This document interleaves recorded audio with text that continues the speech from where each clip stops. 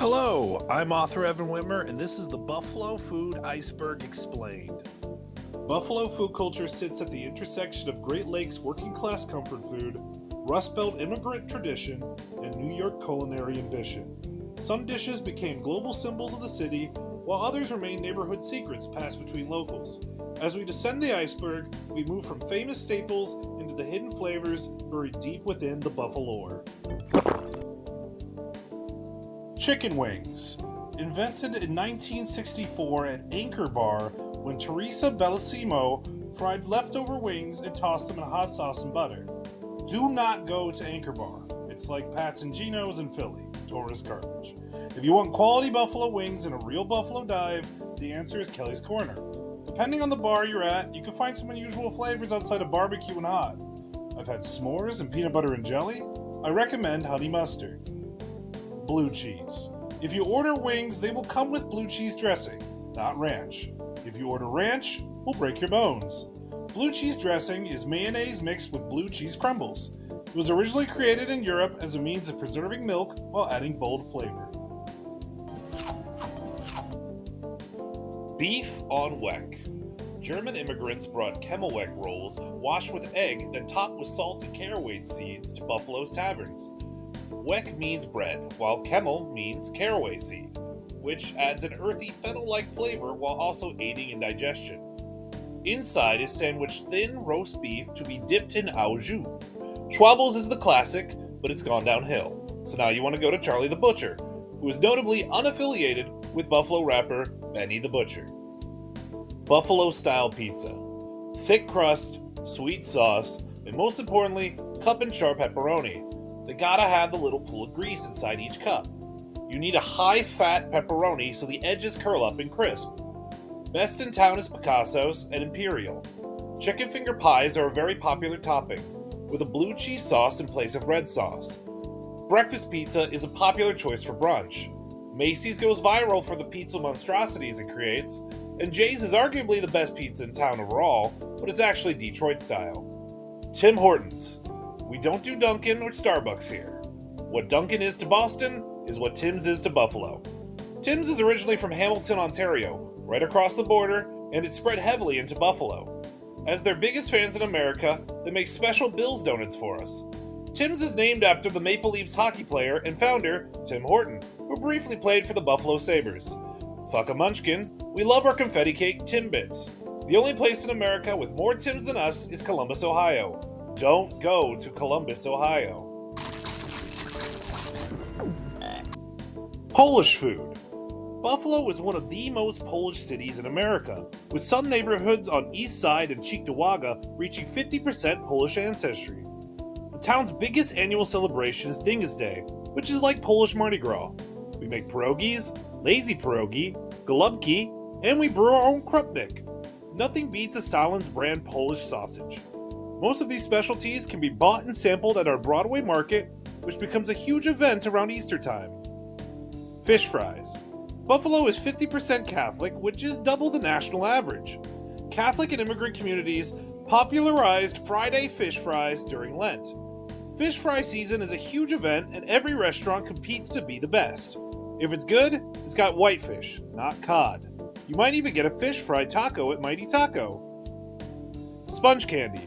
Evolved from British honeycomb toffee traditions brought by immigrants. Sugar syrup is superheated, then baking soda is added, which produces tiny bubbling from the release of carbon dioxide. Buffalo's cold, dry winters create ideal conditions for making and storing it, which is why most sponge candy is produced in winter months. Some Pennsylvanians will erroneously claim sponge candy is an Erie, PA thing. Do not go to Erie, PA. Buffalo-style hot dogs. We never steam our hot dogs. They are broiled over charcoal. We use Salon's brand dogs, which use a unique blend of pork and beef to ensure browning over an open flame. The popular spot is the chain Ted's. You want to order a foot long with dark brown mustard, Weber's specifically, and raw onion.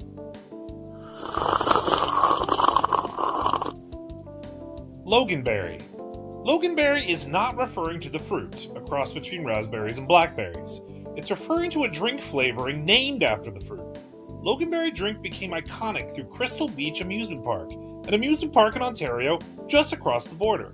After the park closed, Buffalo restaurants kept the tradition alive.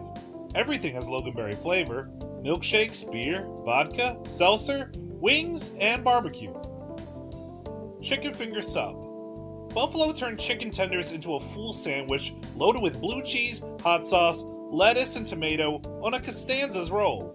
This roll is made soft to balance the crunch of the fingers. After a night out on Allen, Delaware, or Elmwood, you go to Jim's for a chicken finger sub. Hopefully you'll see an iconic Buffalo knife fight. Or go to Cafe 59 for arguably the best version of the sandwich. Donuts. We don't do those tiny, colorful hipster donuts. We need our huge-ass donuts. We have the highest donut shops per capita. Peanut sticks are a unique, popular flavor. Paul's is the most famous of the bakeries. We even have Paul's flavored ice cream. Real ones rep donut craze. Paczki Day is celebrated on Fat Tuesday, where paczki, or Polish donuts, are indulged upon before Lent. Mighty taco, we are hungry. Holy cow, my belly's aching. We are hungry. Mighty Taco. We don't have Taco Bell, we have Mighty Taco, a local fast food chain started in the 1970s and limited to Western New York. It's not Tex-Mex, it's Buff-Mex, and nothing's more iconic than the Buffito. Unlike other fast food, you can pair your taco with our iconic beer, the Hayburner IPA. Pizza logs. Deep fried egg rolls filled with pizza sauce. Frozen food made in Sanborn, New York, right next to Buffalo. Instead of pretzels or fries, bars serve these in order to meet liquor law requirements. Popular variations include taco logs and, of course, buffalo chicken logs. These are often dipped in bison dip, our locally made French onion dip, with a thicker, creamier texture than most. Greek diners. In Buffalo, classic diner fare comes with a Greek-American twist. A wave of Greek immigrants in the 1950s took advantage of post-war prosperity, going from servers to owners and cashing in on the diner trend. We have feta on our omelets and eggs with our gyro. The most popular choice, however, is chicken Slovaki, marinated in lemon, garlic, and oregano, served either on a bed of fries or on a Costanza's roll, considered a savory alternative to bacon. Spaghetti Parmesan. This Italian classic is spaghetti tossed with tomato sauce and Parmesan. Then it's covered in a distinct, thick, melted layer of bubbling mozzarella. The cheese overload makes it uniquely decadent.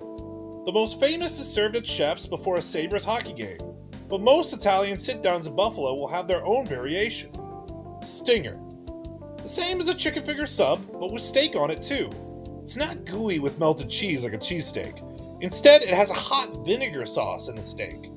Jim's is of course iconic, but Hokey Stop does it best.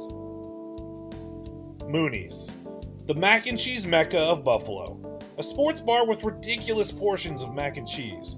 A full order will last you 3 days, and there are tons of magical variations: lobster, rodeo, stinger, and Reuben. Texas Hots. Outside of the traditional Buffalo-style hot dog is our steamed dog, the Texas Hot, also known as a slime dog. These use a skinless Salins dog, cooked on a flat-top griddle, served on a steamed bun. They are topped with a distinct, savory, and slightly spicy meat sauce of Greek origin. Do not call it chili. Late Night Louie's is the place to pound 3 or 4 of these slime dogs after a night out on Elmwood.